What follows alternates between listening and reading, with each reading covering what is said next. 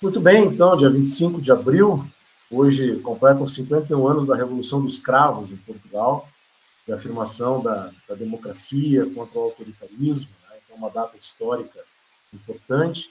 E, sobretudo, também nós estamos iniciando, com muita alegria, o Colóquios do PIBID, né? Uma iniciativa do PIBID da Sociologia, das Ciências Sociais da UFFS Campus Erechim, mas, sobretudo, também já articulado, né, desde já, com os colegas que nos dão a alegria de estar aqui na sala, né, a partir do convite generoso da professora Ciomara, que é a coordenadora diária, nossa colega do Campus Laranjeira do Sul.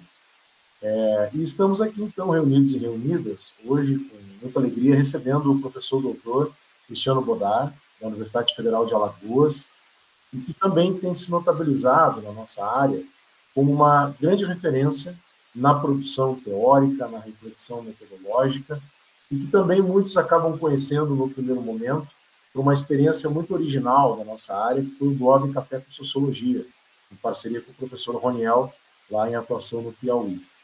Então, o professor Cristiano, ele é doutor em Sociologia pela USP, realizou recentemente um estágio de pós-doutorado na Universidade de Brasília, também discutindo o ensino das ciências sociais, o ensino de Sociologia, e tem se dedicado aí com uma extensa produção, né, no último período, contribuindo enormemente para a consolidação deste campo de pesquisa no âmbito acadêmico, mas também fornecendo subsídios para se pensar concretamente a prática docente no âmbito das escolas, particularmente do ensino médio. O professor Cristiano também tem atuação destacada na Associação Brasileira de Ensino de Ciências Sociais. Tive a alegria, né, de conviver com o Cristiano, e convivemos ainda, mas de forma mais específica na diretoria da BEX, no período que tive essa oportunidade na nossa associação. E o professor Cristiano também atua na área editorial, além da editora do Café com Sociologia, mas também em periódicos científicos, né, como editor-chefe da revista do Cadernos da BEX, que é uma revista especializada em ensino de sociologia. O professor Cristiano é nosso editor-chefe e muito do lugar que a revista ocupa hoje tem a ver com o seu trabalho, assim como também atua em outros periódicos, como a própria revista Latitude, que é ligada ao PPG de Sociologia da UFAL, entre outras questões. Então, a apresentação não é muito extensa, Cristiano, porque a ideia não era ler teu currículo, né, para a gente não perder muito tempo, mas é uma satisfação, eu acho importante a gente reconhecer o teu trabalho, e para nós foi um motivo de muita alegria esse teu aceite tão generoso desde o primeiro momento. É uma iniciativa também da editora Café com Sociologia de disponibilizar esse contato com os seus autores, né? E, de imediato, achei que nós não poderíamos, aqui na Universidade Federal da Fronteira Sul, ficar de fora, né, dessa oportunidade. Então, vamos ouvir o professor Cristiano, autor de livros importantes na nossa área. Recentemente, o que aprender para ensinar sociologia, foi o seu último livro, né, publicado. Nós vamos ler aqui, estudar esse livro no âmbito do nosso PIBID, né, esse livro é de capa branca, né, foi lançado no Congresso Nacional da BEX, na Universidade Federal de Minas Gerais, ano passado. Posso adiantar também que o professor Cristiano está com outro projeto editorial bem interessante para ser lançado agora na edição do Eneseb, na USP. Né? Tive a oportunidade de ler uma obra agora recentemente, né? O convite dele para a gente construindo esse processo editorial. Mas, enfim, então, professor Cristiano, bem-vindo. Passo a palavra para ti. Nós não temos muita formalidade, estamos entre colegas, né? Entre professores e professoras, mas queremos lhe ouvir, porque é uma oportunidade importante para nós. Primeiro, claro, agradecer o convite, é um prazer estar com vocês. Obrigado, Tiago, pela oportunidade, né, no espaço. E espero que nesses minutos que nós teremos aqui, de 30 minutos aproximadamente, não uns 40 minutos, a gente possa desenvolver alguma contribuição para que possamos refletir um pouco mais sobre o ensino das ciências sociais. E aí, como o convite veio do Tiago, pensando como proposta, né, pensarmos as questões metodológicas, eu tomo a liberdade, então, para fazer uma abordagem que eu acho que é muito cara para nós, professores de sociologia, e para a área do ensino das ciências sociais em geral, né? Para quem está na universidade, para quem está ainda fazendo a sua graduação, mas também quem está na sala de aula, que é uma preocupação que eu tenho tido, que é a questão da qualificação da disciplina. Então, eu acho que nós temos um histórico ainda recente de presença da sociologia no ensino médio. As condições objetivas, elas não são muito favoráveis, né, para o desenvolvimento de um trabalho qualificado.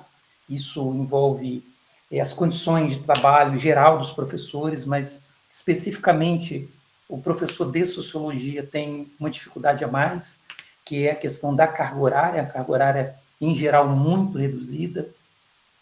O currículo é muito extenso e a pressão das secretarias, né, das escolas, para se dê conta de um conjunto de conteúdo, ao mesmo tempo que se tem essa pressão, por um outro lado também, como a gente estava conversando aqui inicialmente, né, vocês estavam comentando, a disciplina que na escola muitas vezes ela é o espaço utilizado para qualquer outra coisa que surge de imprevisto na escola. Então, se tiver uma gincana, aula de sociologia, se tiver que, enfim, e o professor acaba tendo condições muito difíceis de trabalhar. Mas, a despeito disso, isso não pode ser um motivo para nós também pensarmos que, então, as condições de trabalho nos impedem, vamos continuar fazendo um trabalho não qualificado, ou menos qualificado, ou qualquer coisa nesse sentido. Pelo contrário, eu acho que nós precisamos avançar na qualificação da disciplina, porque, para mim, isso é uma questão política. Política no sentido de defesa pela manutenção da disciplina no currículo e a possível extensão dessa disciplina, da sua carga horária no currículo.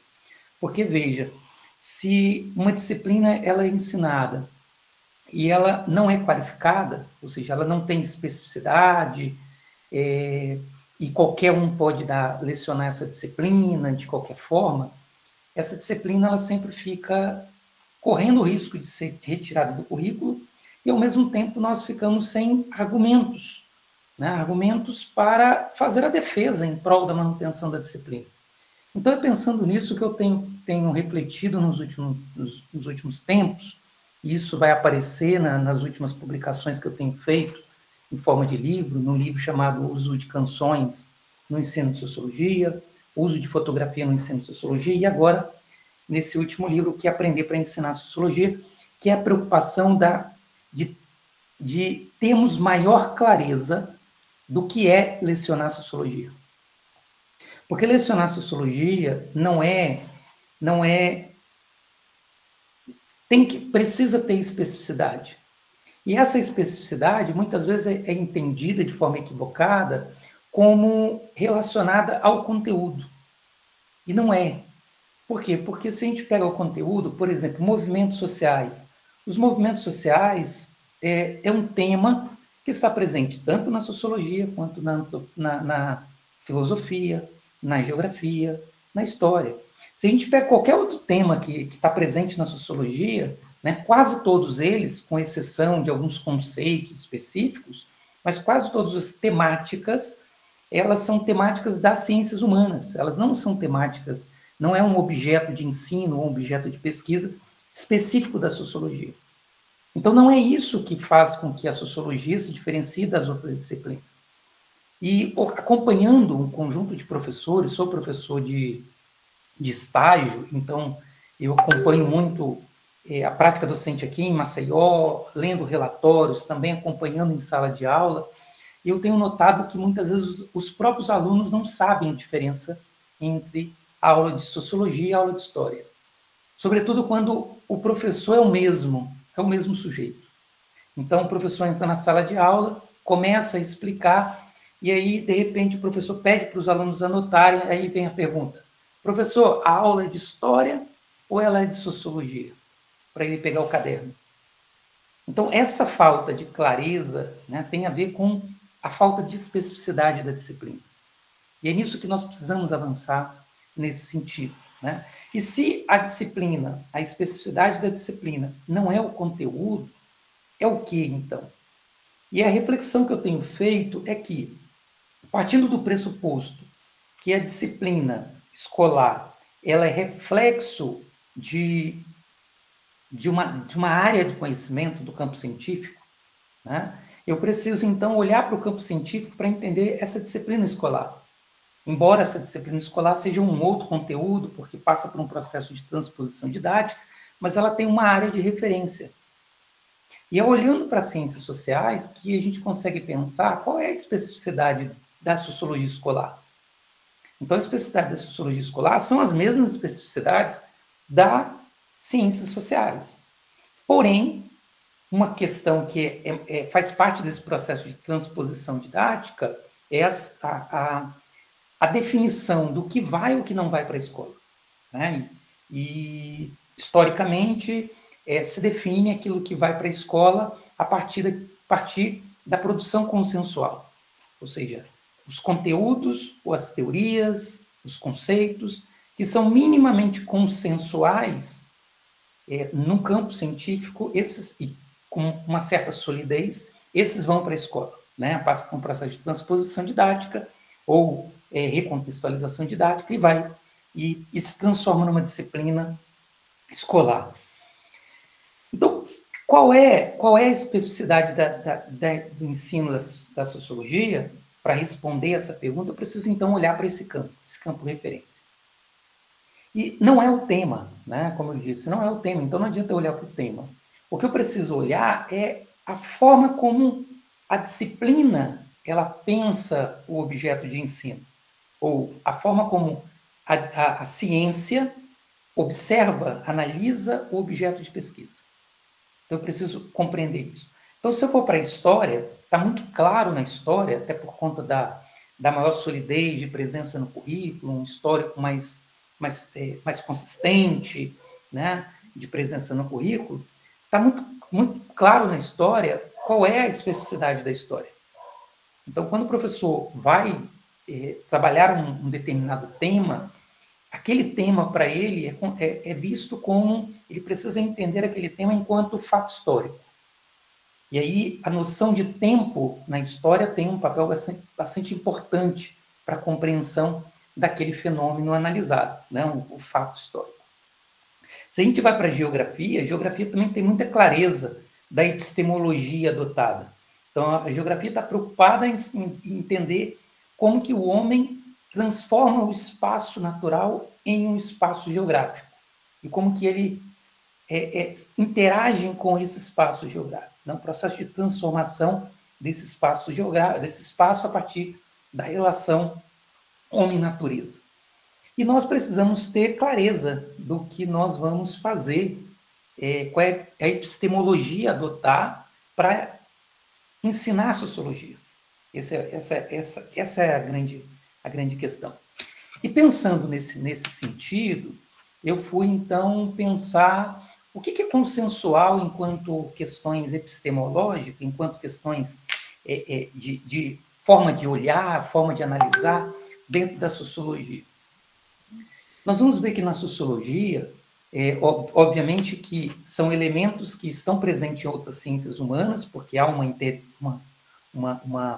diálogo entre as áreas, mas há elementos presentes nas ciências sociais que são inerentes da prática do fazer científico, das ciências sociais.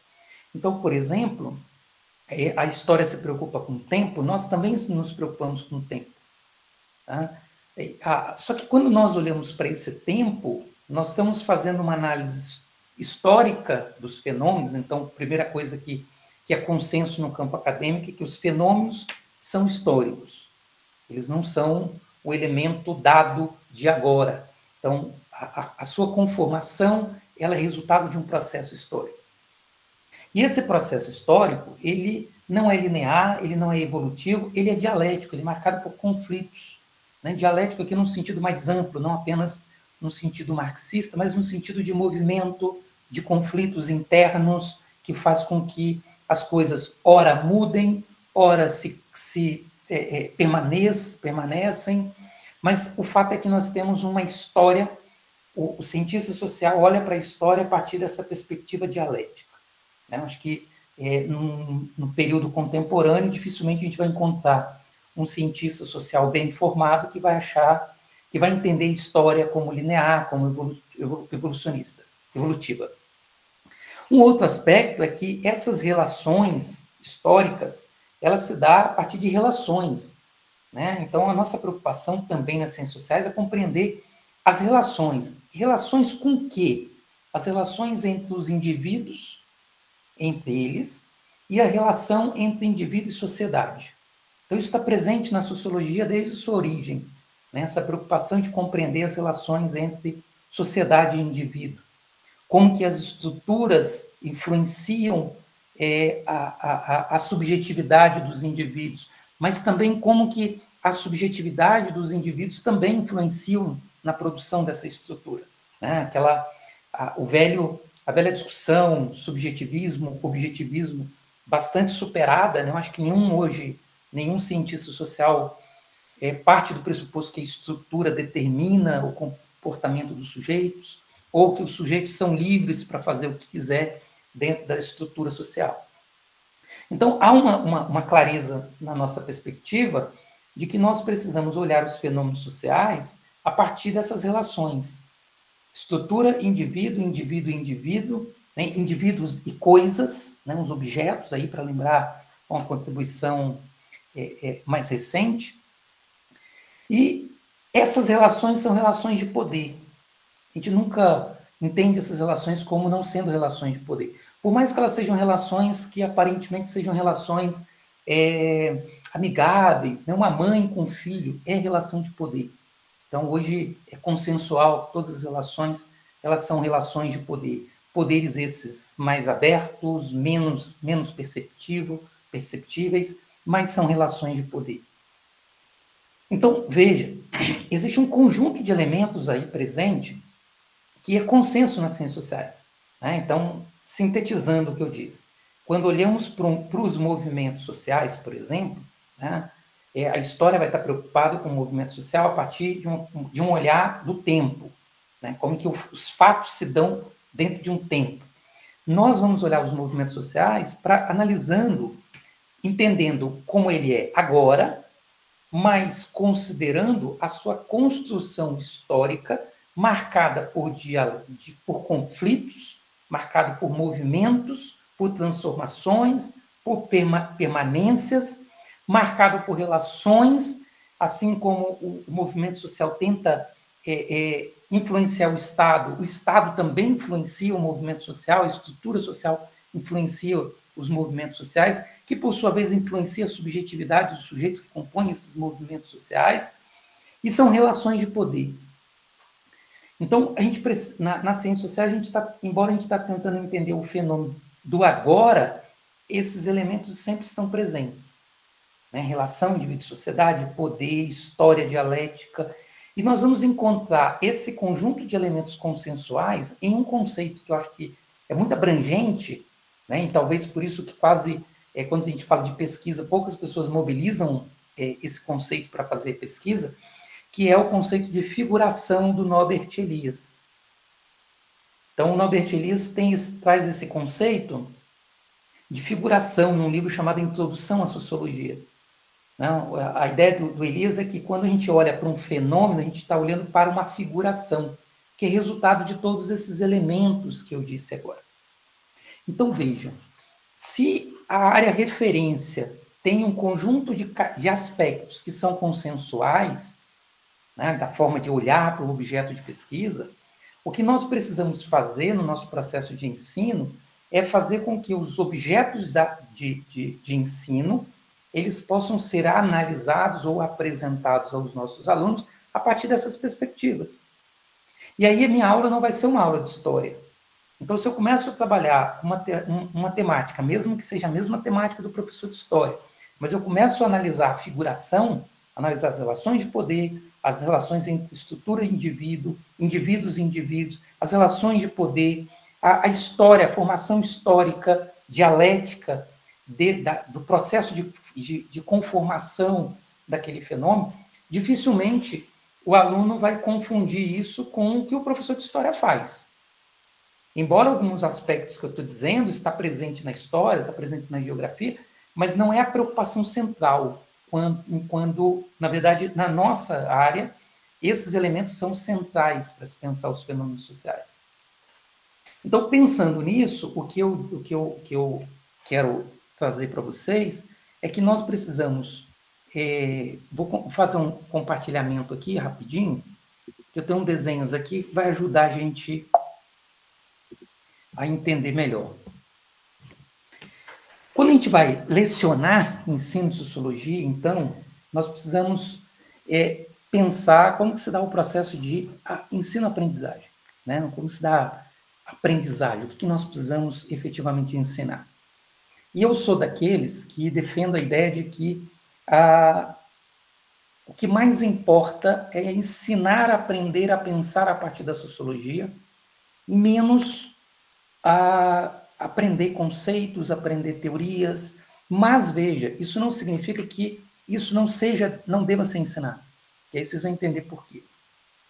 Nesse desenho aqui, eu tenho aqui a forma como eu penso o processo de aprendizagem, né? E divido duas competências a serem desenvolvidas na sala de aula. Obviamente são duas competências, mas que acontecem de forma simultânea. Aqui eu coloco separado para poder termos uma clareza maior. Então, os dois primeiros círculos centrais, mais claros, constituem o que a literatura do ensino de sociologia já chama sobre alfabetização sociológica, e os dois círculos mais amplos, mais escuros, letramento sociológico. Quando a gente começa a lecionar a sociologia, o primeiro contato que os alunos vão ter para pensar a partir da sociologia é o contato inicial, ele se dá a partir dos conhecimentos epistêmicos. Então, a gente precisa ensinar os conceitos, as categorias, as noções, as teorias, enquanto ferramentas analíticas. Veja, não é ensinar o conceito pelo conceito, que é uma coisa que está muito mais na universidade, mas é mostrar para o aluno que aqueles conceitos são ferramentas analíticas do mundo social. Então, a partir do momento que o aluno aprende um conceito, ele tem isso é muito típico da própria linguagem, né? Quando a gente aprende uma linguagem, a gente expande a nossa capacidade de reflexão, a nossa capacidade de pensamento, a nossa capacidade de compreensão. Então, quando a gente fala, por exemplo, para citar um exemplo, né, o conceito de exército de reserva. Essa palavra composta, exército de reserva, ela é bem pequenininha. Eu gasto aí em torno de 3 segundos para falar.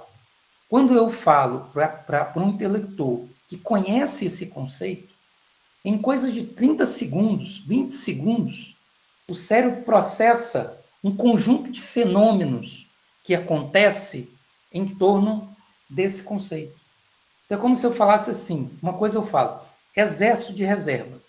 O que o cérebro processa, quem conhece o conceito, em frações de segundos, ele vai processar que o exército de reserva, processo de desenvolvimento do capitalismo, desenvolvimento da indústria, necessidade de mão de obra, qualificação de mão de obra, porém qualificação de mão de obra acima do que o mercado precisa.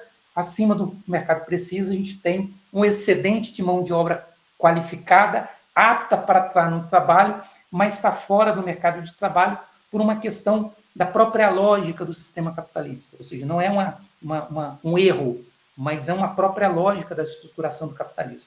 E esse sujeito que está ali de fora, está na reserva, daí o termo reserva, compõe uma grande massa, um grande exército que ajuda o sistema capitalista a ter uma possibilidade de jogar com o trabalhador, no sentido de que, se ele quiser um salário maior, ele vai ser demitido porque tem uma fila de gente querendo emprego. Se ele reclamar das condições de trabalho, também tem uma outra fila, né, uma gaveta cheia de currículos de pessoas esperando para ter aquele emprego.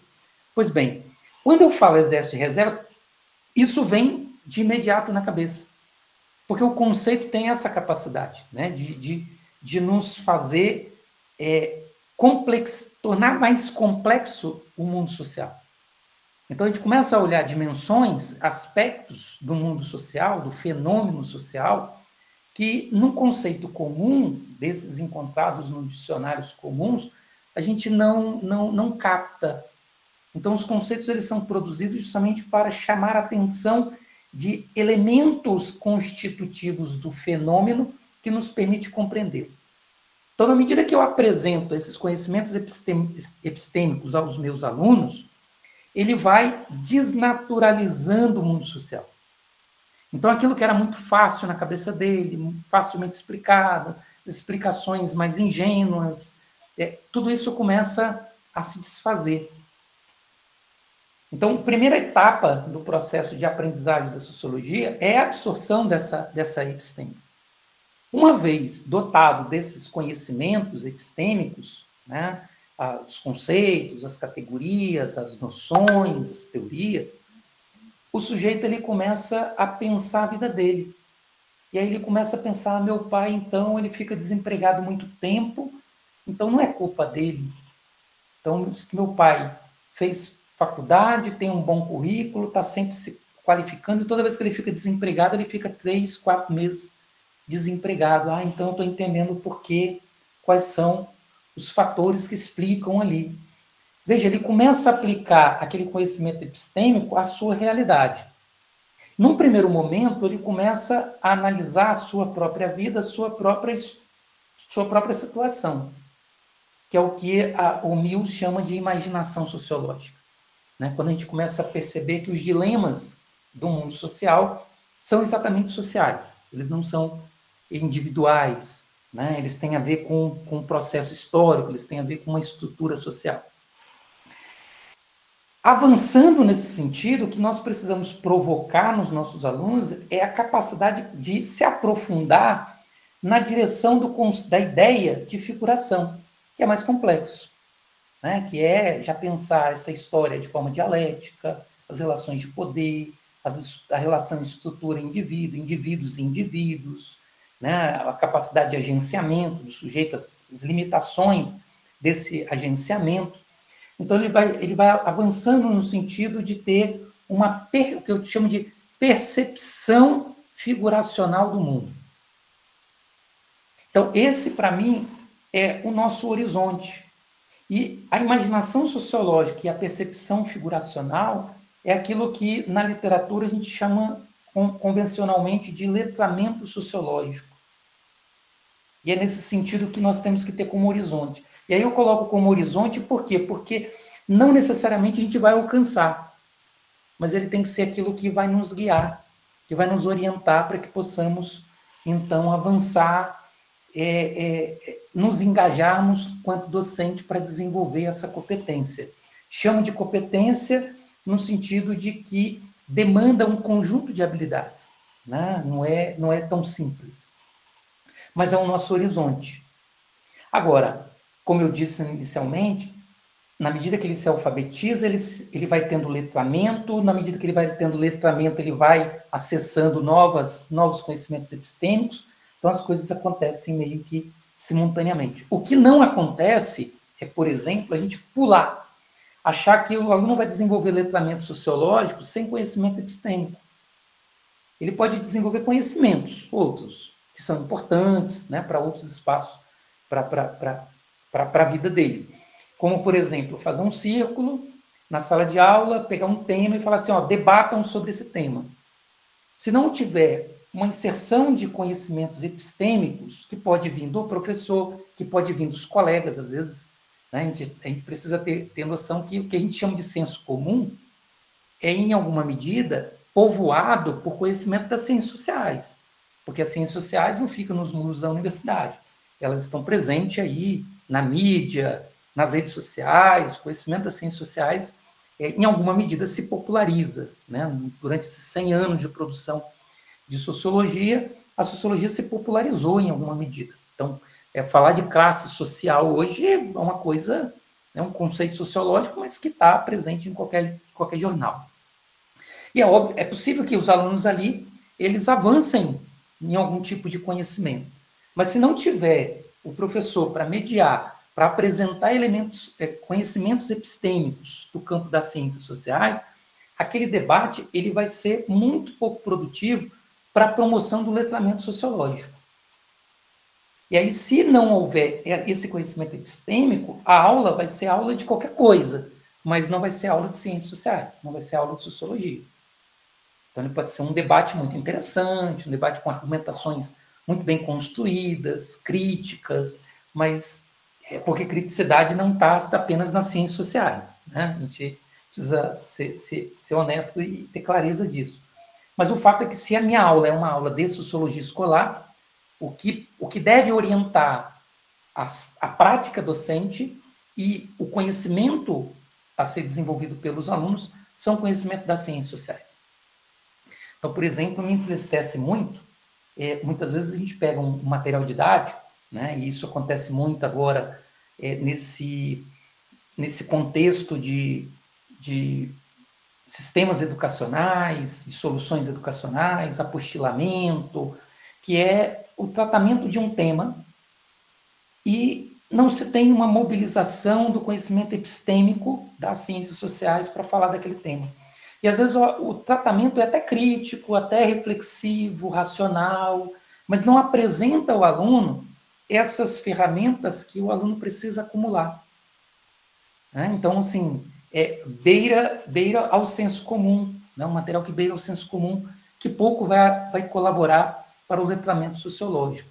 Então, quando eu escrevi o livro Uso de Canções no Ensino de Sociologia, a minha preocupação, plano de fundo ali do livro, é pensar como usar a música para uma aula efetivamente de sociologia, que é diferente de uma aula de outra coisa. Então, precisa ser uma aula que promova uma alfabetização sociológica e que promova o letramento sociológico. Se não fizer isso, eu não estou trabalhando com sociologia.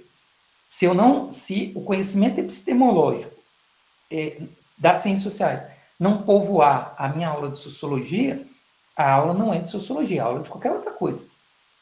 Se não tiver conhecimentos epistêmicos das ciências sociais, não tem possibilidade alguma de falarmos em letramento sociológico.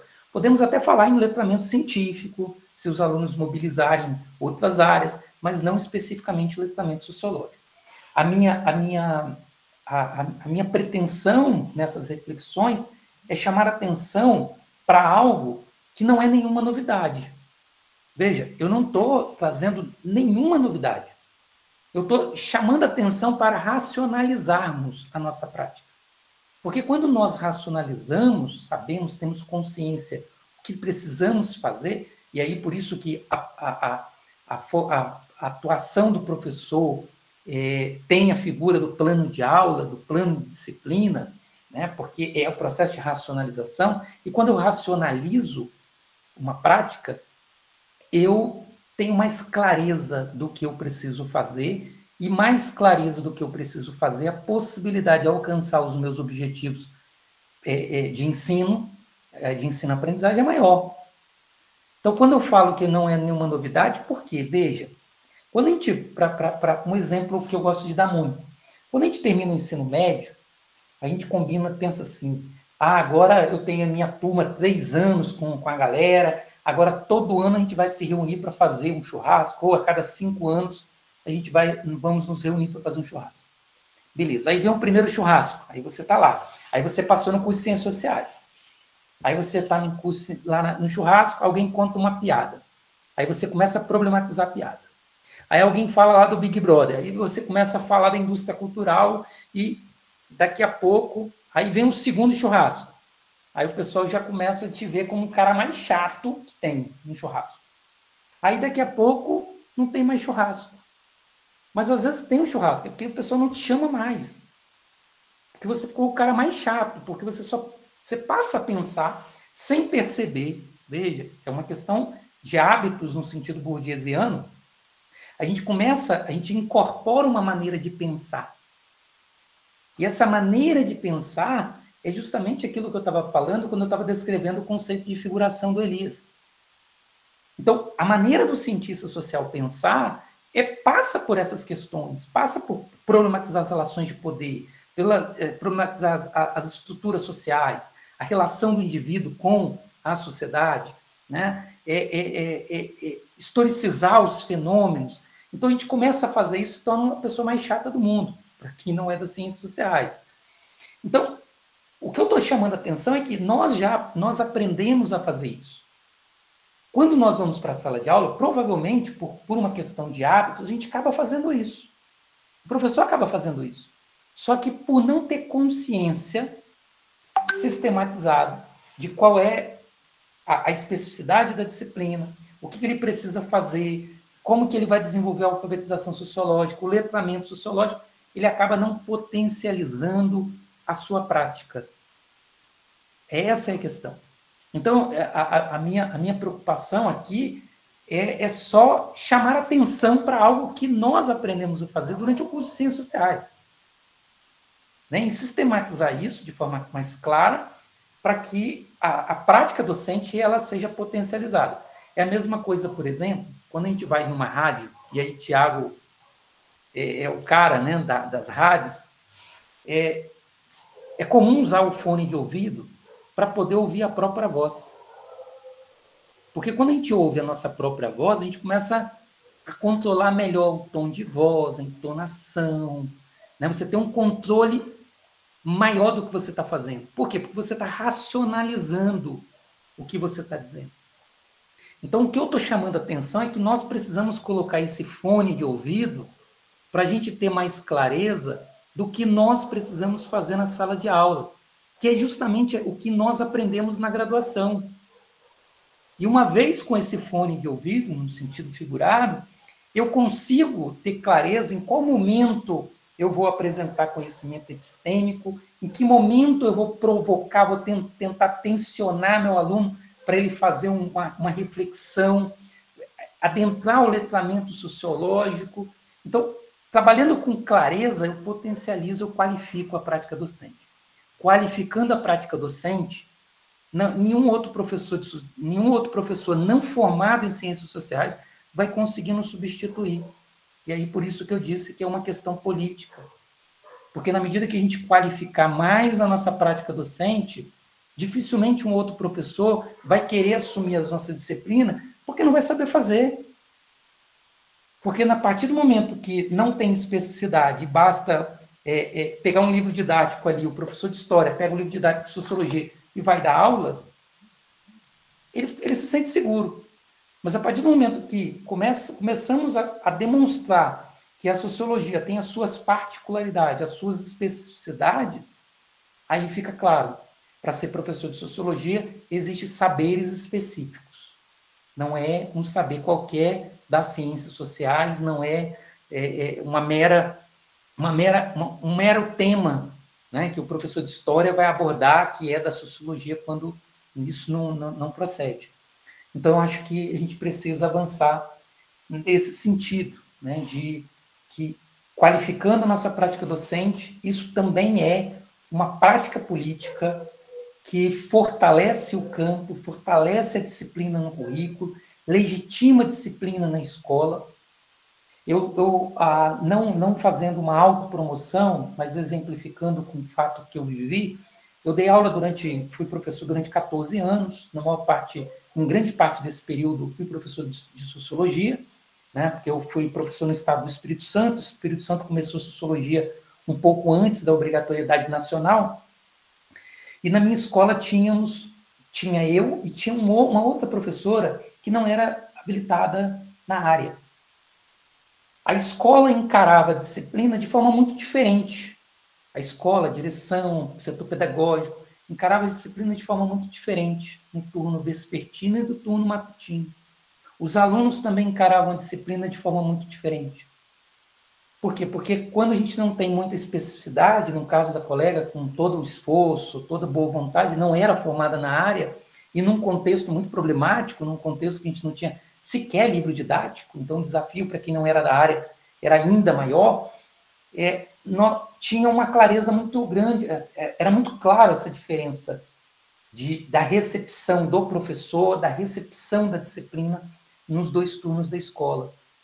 Então, eu acredito que nós precisamos avançar nesse sentido de trazer mais especificidade para a disciplina, maior racionalização, maior clareza do que nos compete enquanto professor de sociologia, porque assim nós teremos para argumentar da importância da disciplina no currículo, porque tirando-a, nenhuma outra disciplina fará o que ela faz, e nenhum outro profissional vai conseguir dar aula como deve ser dar as aulas dentro dessas especificidades.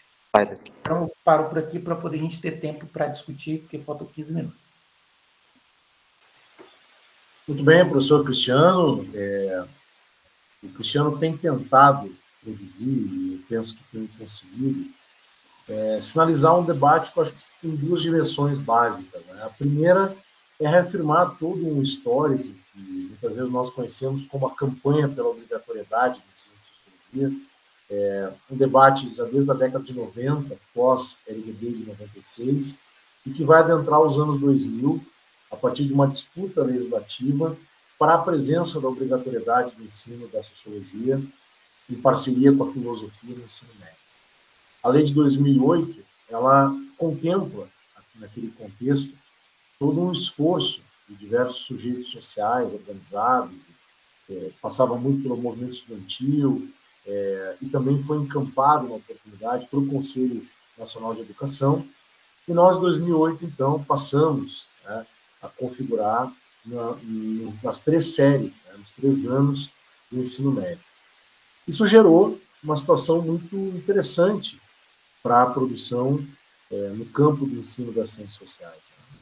Nós passamos a fazer parte do Programa Nacional do Livro Didático, nós criamos associações científicas, nós fundamos, né, a ideia de um encontro nacional sobre o ensino de sociologia na educação básica, que agora está chegando na sua 9ª edição, vai ser realizado na USP agora, nos próximos meses. Nós passamos a ter revistas científicas especializadas, encontros regionais, nacionais. Tivemos a realização, em 2023, do primeiro encontro internacional de ensino das ciências sociais, realizado na Universidade de Brasília. Então, passamos a ter um circuito muito interessante, que mesmo em tempos da reforma do ensino médio, a gente consegue ainda sustentar uma produção qualificada. Eu andei compartilhando nos grupos, né? Nós estamos com um concurso para professor do estado da Paraíba, né, aberto, com vagas, com generosas vagas para a área de sociologia. Um concurso que prevê um salário inicial de perto de R$7 mil para 40 horas. Né? Ou seja, mesmo num cenário que não é um cenário tão favorável, como, por exemplo, esse cenário de 2008 e 2009 se apresentava, mas, mesmo assim, nós resistimos nos institutos federais, nas escolas, né, dos antigos CEPETs, na carreira EBPT, que é a carreira ligada aos institutos federais, os colégios de aplicação, Colégio Pedro II, experiências de sociologia no ensino fundamental. Né? Então, eu penso que é importante a gente ter uma sintonia com o debate nacional, que também o professor Cristiano hoje representa, né? E, sobretudo, para que a gente não perca de vista este contexto, que ele é, por um lado, extremamente difícil, talvez onde nós estamos hoje, Cristiano, no sul do Brasil, e particularmente no Rio Grande do Sul, até mais do que no Paraná e Santa Catarina, nós estamos hoje na retaguarda, em termos da educação pública. O Rio Grande do Sul, historicamente, foi vanguarda, nos últimos anos, nas últimas décadas, tem sido retaguarda. Nós temos poucos concursos públicos de carreira, nós temos uma depreciação do salário médio do magistério, né? Enfim, um conjunto de questões que muitas vezes explica também a dificuldade de alguns cursos de ciências sociais se manterem atrativos. Né? E isso nós estamos vivendo, essa realidade na UFPS, tanto que o PIBID com mais dificuldade de se instalar foi do campus Erechim, perto da realidade do campus Laranjeira do Sul, no Paraná, e do campus Chapecó, em Santa Catarina. Né? Mas, enfim, eu contextualizo isso porque o professor Cristiano, ele, principalmente, já aí nos... O blog Café com Sociologia, de que ano, Cristiano? Que vocês começaram com o blog?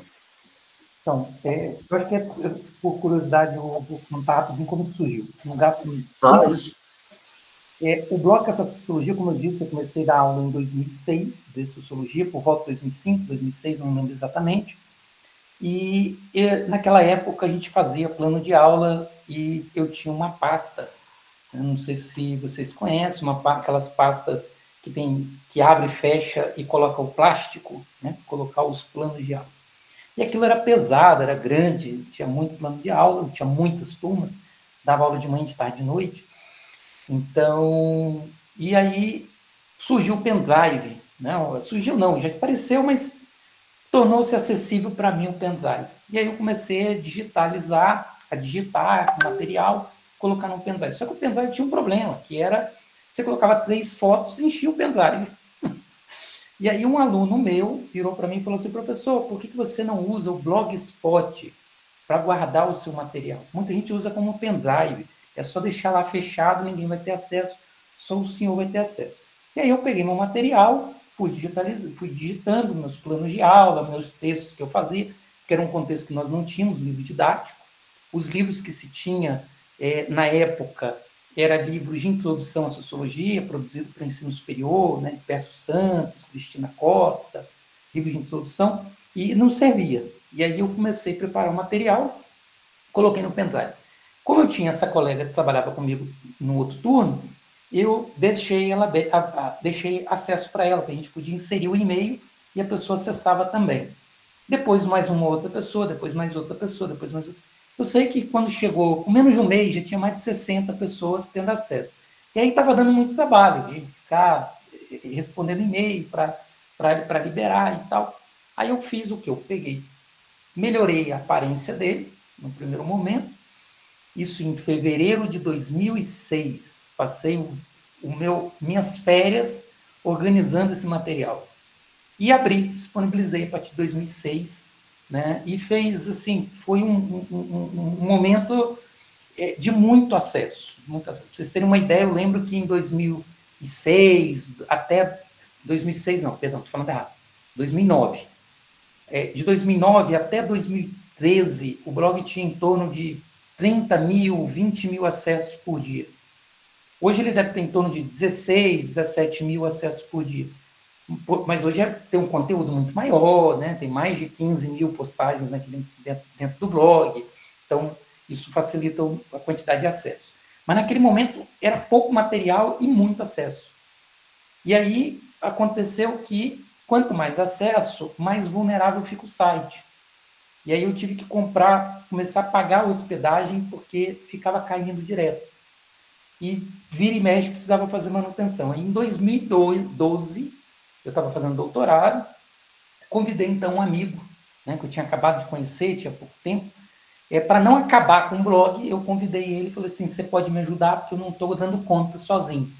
E que é o Roniel, e aí o Roniel passou a tocar com o blog comigo desde 2012, no final de 2012. Como muita gente falava assim, vocês não têm material mais acadêmico, não, só para sala de aula, vocês podiam ter coisas mais acadêmicas. E aí nós criamos a revista, né, em 2012, final de 2012 para 2013. E em 2019 nós criamos, então, a editora. Então, é um pouco essa história aí do Café de Sociologia. É isso aí. Não, e eu acho que foi exatamente era essa a ideia, né, de provocar dentro desse contexto, que foi virtuoso ali a partir da lei da obrigatoriedade em 2008, e talvez o interesse tenha surgido, porque, de fato, nós passamos a ter a sociologia depois de uma grande luta na escola, só que nós tínhamos muitas dificuldades de discutir metodologicamente processos, por exemplo, de transposição didática. Tá? Nós ainda éramos muito tributários de textos da educação superior caros às ciências sociais, né? Antropologia, sociologia e ciência política. Porque a disciplina de sociologia ela traz a ciência política e a antropologia, né, para dentro da educação básica. O nome tem uma tradição, enfim, é uma história que a gente pode conversar em outro momento. Tá? Então, a gente já encaminhar, então, Cristiano, talvez, quero também abrir, se algum colega quiser fazer alguma observação, alguma questão, algum comentário, e depois, só da minha parte, né, se tu pudesse falar um pouco de como é que tem visto as perspectivas da nossa área, né? Como é que tem visto hoje, né, essa coisa de ser professor, de ser professora de sociologia, como é que tu tem visto isso, né, na tua experiência, naquilo que tu tem refletido, na tua experiência também envolvido com o PIBID na UFAL, né? Então, enfim, se pudesse compartilhar um pouco depois, isso te agradeceria. Mas também quero abrir, se alguém quer fazer alguma observação, alguma questão do professor Cristiano, e depois nós já vamos encaminhando, então, né, esse encontro com ele. Pode usar o chat ou também abrir, né, o áudio aqui e fazer a sua questão. Fique à vontade.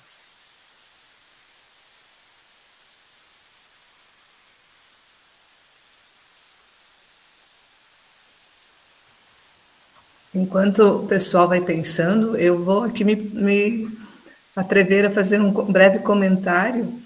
Primeiro, dizer, professor Cristiano, que eu fui uma das que acessava o blog Café com Sociologia. Cheguei a ele pelo Café com Filosofia, se eu não me engano, era isso, né? E estou aqui admirada, na verdade, também, e estou, aos poucos, entrando mais em contato, até mesmo com o colega Tiago aqui, de como há um movimento, na verdade, extremamente organizado. Estou chamando isso de movimento em termos do nível de trabalho que foi feito e tem sido feito para, de fato, qualificar a sociologia no nível de publicação, como vocês têm feito, no nível de eventos acadêmicos, de congressos e até mesmo congressos internacionais. Isso, para mim, estou tomando conhecimento nos últimos tempos. Não imaginava que havia esse movimento assim tão interessante, tão importante, né, para a gente, de fato, encaminhar cada vez mais a sociologia para aquilo que você nos trouxe aqui, em termos de uma reflexão, né, desta qualificação da sociologia. E você trouxe de uma forma prática, como nós, que temos formação em ciências sociais, podemos elaborar realmente uma aula de sociologia, que vai dizer, de fato, como explicamos os movimentos sociais, como explicamos o golpe de 2018, por exemplo, e assim nós vamos. Né? Então, eu acho assim que nós, aqui enquanto PIBID, me comprometo em assim tornar mais público, sabe, todas essa forma de organização de todo um movimento que há de fato de qualificar o ensino de sociologia no Brasil, e também a gente trabalhar dentro dessa proposta reflexiva extremamente oportuna de como pensar a aula de sociologia. Eu não tinha ouvido falar, desculpe a minha ignorância aqui, se os alunos já tinham ouvido falar, me falam, se a Mônica, que é a nossa supervisora que está presente, se ela ouviu falar, me fale, mas eu não tinha ouvido falar na expressão letramento de sociologia. Ainda não. Achei excelente o esquema que você nos trouxe. Eu estou colocando aqui no chat, para quem tem interesse, um link para esse dicionário aqui, que é uma síntese muito boa para quem quiser entender, conhecer o que se pesquisa sobre ensino de sociologia. Né? O Tiago mesmo tem contribuição nesse livro, um livro que traz o que a sociologia, o que se pesquisa e como se pesquisa no ensino de sociologia, diversos temas. Então, o ensino de sociologia, o currículo, o ensino de sociologia e os congressos, ensino de sociologia, legislação, ensino de sociologia e avaliação, ensino de sociologia. E aí nós convidamos em torno de acho que 83 professores que se dedicam à pesquisa e confeccionamos esse material há algum tempo, e ele está disponível em um PDF para quem quiser. Existe também a possibilidade de adquirir fisicamente, mas ele é bem acessível enquanto PDF. Acho que dá para ter uma ideia bem boa aí. Vou aproveitar que eu estou fazendo indicações, né, rapidinho, e vou convidá-los, na verdade, para conhecer esse material aqui, esse livro aí, que eu mandei um link agora. Ele vai para um livro didático que eu produzi junto com Aguinaldo Cooper, que é do Paraná. É um livro que está concorrendo para o Programa Nacional do Livro Didático, um livro didático para o ensino médio, né, de sociologia, e vocês podem acessar esse link, baixar o livro para conhecer e tudo. E se tudo correr bem, a coleção for aprovada, porque não depende só da aprovação do livro, tem que ser toda a coleção aprovada, e se a coleção for aprovada, é um livro que estará disponível para os professores escolherem, né, para adotar nas escolas. Então, fica o convite para vocês já conhecerem previamente esse livro, que, se aprovado, vai chegar nas escolas em setembro, para os professores conhecer. Mas já adianto.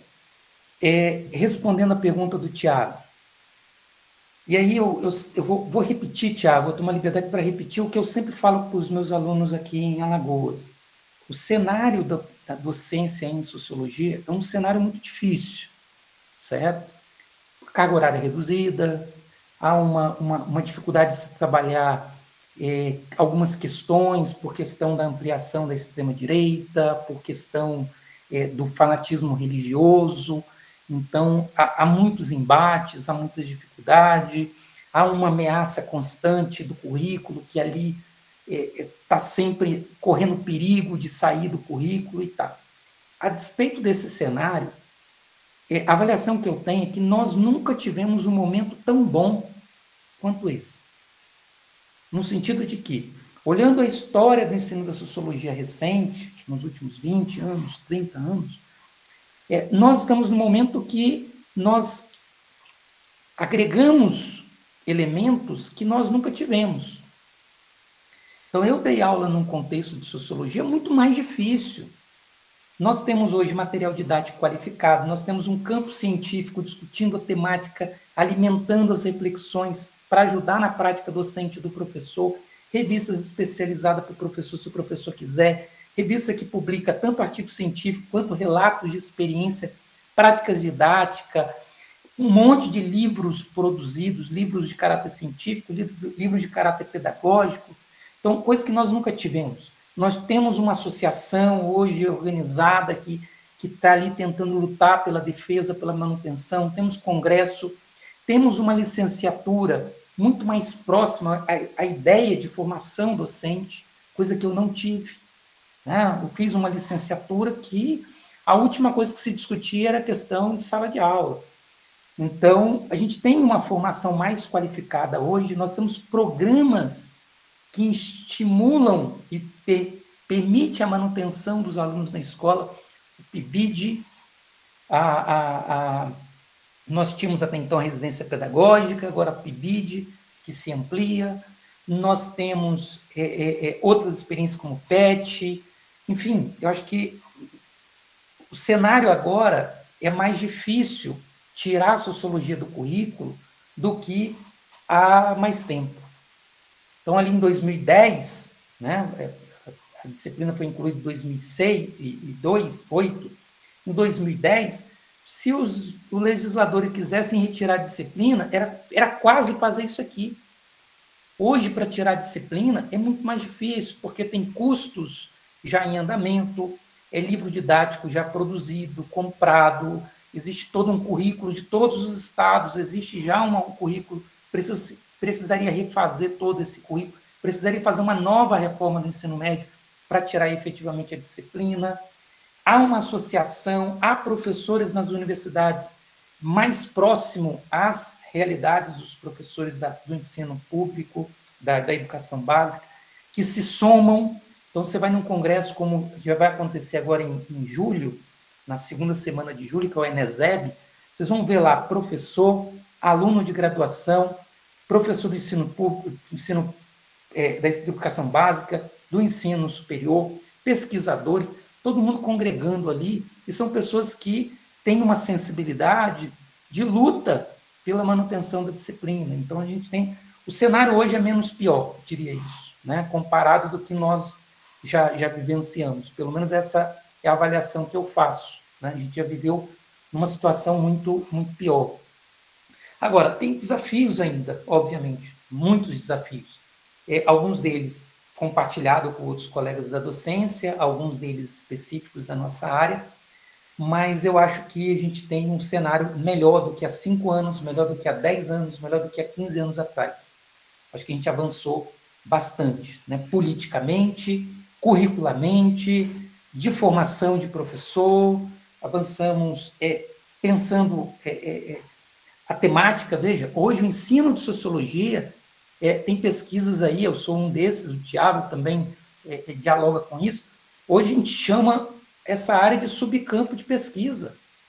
Imagine, você chegar dentro das ciências sociais, da sociologia, da educação, dizer que a sociologia é um tema que preocupa uma comunidade acadêmica. Nós temos programa de pós-graduação, mestrado, específico para formar professor de sociologia, para qualificar professor de sociologia, que é o profsócio. Então, você imagina, quando eu comecei a dar aula em 2015, eu sonhava que isso ia ter um dia. Então, a gente tem um avanço bastante substancial. E agora, temos que avançar muito ainda, precisamos avançar, obviamente, mas o cenário hoje é mais animador do que nós tínhamos há tempos atrás. Essa é a minha leitura, não sei se os colegas compartilham com ela. A fala do professor Cristiano, para a gente já encaminhando pela questão do nosso horário combinado, ela traz uma esperança no sentido freiriano, né? No sentido de Paulo Freire. Não é uma esperança ingênua, não é a esperança de quem espera, mas é sim a esperança numa construção. Tá? E eu compartilho isso, Cristiano. Eu tenho uma leitura de quem viveu esses últimos, praticamente já dá para arredondar, 20 anos, né? Esse ano eu fiz 20 anos que eu me formei em Ciências Sociais, né? E lembro que desde o período final da faculdade nós participávamos de abaixo-assinados em Porto Alegre para ter a disciplina obrigatória. Nós participávamos daquele debate bem pós o veto do presidente Fernando Henrique Cardoso em 2002, todo um projeto de lei que estava tramitando para Sociologia e Filosofia a partir da LDB de 96 serem componentes curriculares. E aquele contexto todo, né, que eu, inclusive, fui professor de educação básica nele, escolas públicas e privadas, né, e oportunidade de ter essa experiência antes de ir para a universidade. E, sobretudo, nós tínhamos ali muito mais expectativas do que fundamentos constituídos. Hoje nós continuamos com algumas expectativas, mas nós temos alguns fundamentos. Eu também acho que hoje é mais difícil destruir coisas que nós, nesses últimos 20 anos, de alguma forma, produzimos. E se não é 20 anos, mas está chegando a 10 anos que eu conheço o professor Cristiano, compartilho com ele experiências. Nós temos, basicamente, desde 2006, uma proximidade de interesses, compartilhando situações. Temos praticamente um encontro anual, né, nos eventos da área que a gente acaba participando. E, felizmente, estaremos juntos em São Paulo também daqui a alguns dias, né? Então, assim, eu penso que são momentos importantes da gente, ainda que numa conversa breve, ainda que utilizando esse expediente, que é uma forma da gente se aproximar também. Nós que estamos aqui no interior do sul do Brasil, o senhor Cristiano está lá em Maceió, e hoje, inclusive, teve um episódio importante da cena política do país, com a prisão do ex-presidente Fernando Collor de Mello, né, decretado pelo STF, foi na cidade onde estava o professor Cristiano.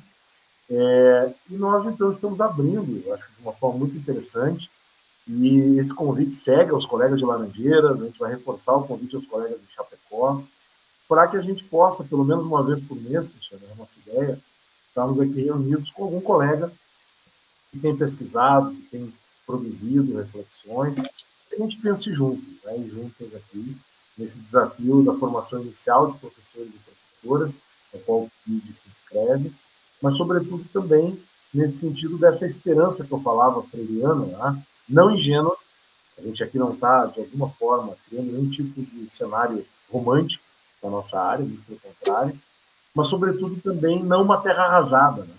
Como muitas vezes a gente ouve, e muitas vezes parece que isso contamina também os nossos cursos, a nossa experiência, como se cursar ciências sociais fosse algo absolutamente sem sentido. Não é sem sentido. Nós temos trajetória, nós temos comunidades tão atuantes, nós temos oportunidades de emprego, nós temos oportunidades de continuidade de estudo e nível de pós-graduação, e, sem dúvida alguma, o teu trabalho, Cristiano, nesses últimos anos tem ajudado enormemente a gente a pensar esse processo, né? E eu já reconheço isso pessoalmente ao professor Cristiano, mas reconheço aqui, mais uma vez, né, a minha admiração e meu respeito pelo trabalho dele. O José Luiz colocou aqui no chat, para a gente encaminhar, se o 22º Congresso Brasileiro de Sociologia poderia contribuir com alguma novidade. Talvez fosse uma pergunta, né? Sempre contribui, é um congresso grande, é o nosso maior congresso da área de Sociologia, e, sobretudo, desde 2009, também se criou, junto ao contexto desse Congresso Brasileiro de Sociologia, um encontro nacional sobre sociologia na educação básica, né, o ENESEC, que eu tinha fazia referência. E nós que já estamos ficando um pouco velhos nisso, né, Eu tive a oportunidade de participar de todas as edições do ENESEV, vou para a 9ª, junto com o evento, lá desde 2009 no FRJ, né? A gente foi vendo como que esses interesses foram cada vez maiores, né? Inclusive da transformação do GT de Ensino de Sociologia do Congresso para o Comitê de Pesquisa, né? Lembro lá em 2007, no Recife, nós estávamos no GT de Ensino de Sociologia no Congresso e teve que trocar 2 vezes de sala porque não cabia a quantidade de pessoas interessadas no tema. E era bem aquele contexto do parecer 38 do Conselho Nacional de Educação, lá de 2006, das orientações curriculares nacionais da área, e que foi preparando um ano depois a mudança legislativa, que foi importante para a nossa área, e de certa forma se esgotou no contexto do golpe, em 2016, com a medida provisória do Temer, que gerou a lei da reforma do ensino médio de 2017. Mas é isso, então. Quero agradecer mais uma vez ao professor Cristiano, agradecer a cada uma que conseguiu conectar conosco, também a quem vai nos ver de forma assíncrona, né, que pretendemos deixar esse registro. Então, seguimos em diálogo, seguimos, né, lendo, estudando, debatendo. Eu acho que esse é o nosso compromisso enquanto universidade. Né? Muito obrigado, pessoal. Uma boa noite, uma boa aula para quem tem, um bom descanso para quem vai conseguir fazer isso. E mais uma vez, professor Cristiano, obrigado pela tua generosidade do aceite, da tua disponibilidade de tempo, para aqui conversando conosco. Eu que agradeço a oportunidade e a atenção de todos e todas. Boa noite para vocês. Muito obrigado. Então, é isso, pessoal. Um abraço. Muito obrigado.